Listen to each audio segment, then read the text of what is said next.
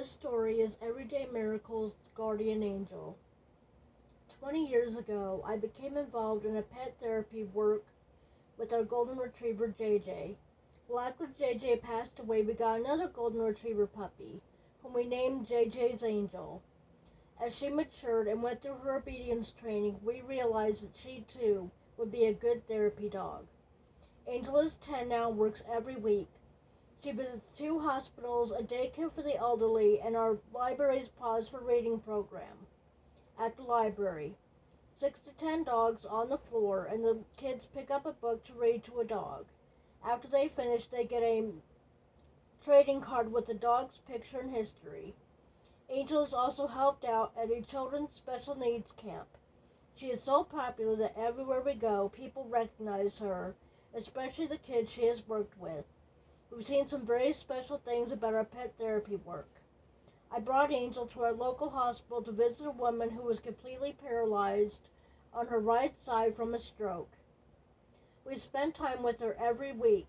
One day, my husband Jack got Angel up into a chair next to the woman's bed. He asked her if she wanted to give Angel a treat. She nodded, and Jack carefully placed a treat in her right hand. Angel gently took the treat. Then the woman raised her right hand and started petting Angel. Her friend was in the room and said she hasn't been able to move that hand since she had her stroke.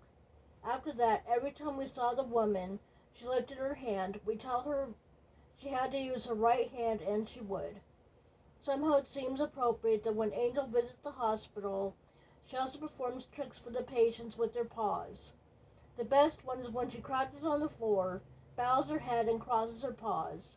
She stays very still, doesn't move until Jack says amen, then claps his hands. We taught her how to say a prayer. The end.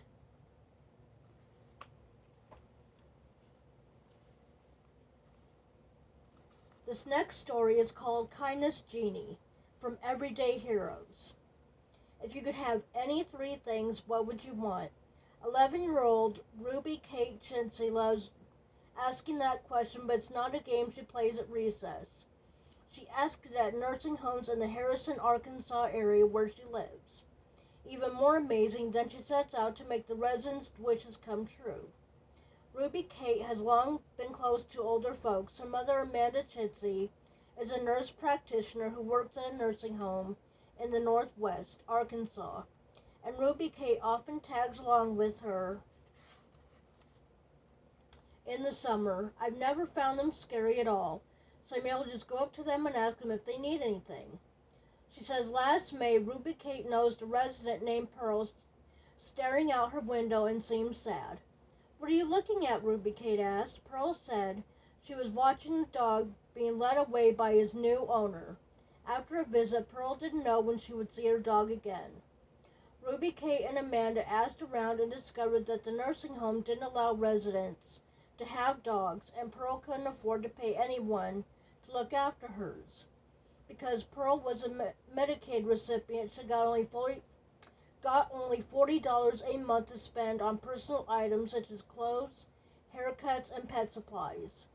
The Chitseys also learned that many nursing home residents are unable to afford even the smallest of luxuries. So Ruby Kate decided to do something about it. She started by asking residents what 3 things they wanted most in the world. That's a lot simpler than going, "Hey, what do you want?" She explains. They can understand you better. Amanda worried that people would ask her for cars and other things an 11-year-old wouldn't be able to provide. Instead, they asked for chocolate bars, McDonald's fries, pants to fit properly, and even just a prayer. "It broke me as a human," Amanda says. "We left the nursing home that day and went straight to a store and bought as many items as we could." Using their own money, the Chintzeys granted the wishes of about 100 people in 3 months. Then they started asking for donations. The good people of Harrison responded enthusiastically, so much so that Amanda set up a GoFundMe page, 3 wishes for Ruby's residents, hoping to collect $5,000. They hit their goal in a month. After GoFundMe named Ruby Kate a kid hero and promoted her story internationally, This past January, Three Wishes raised $20,000 in 24 hours and more than $250,000 in 5 months. With these funds, the Chitseys were able to get more creative. One resident asked for a man cave, so they got him a Walkman and stocked his fridge with snacks. Another wanted to go to a friend's out-of-state wedding. They gave her the money for gas and food. Earlier this year, Three Wishes for Ruby residents became a nonprofit and launched its first nationwide chapters. Of its new goals is to set up a commercial laptop in one nursing home in each state. Ruby K doesn't plan to stop there. I consider kindness to be my hobby, she says, and I'm very good at it. The end.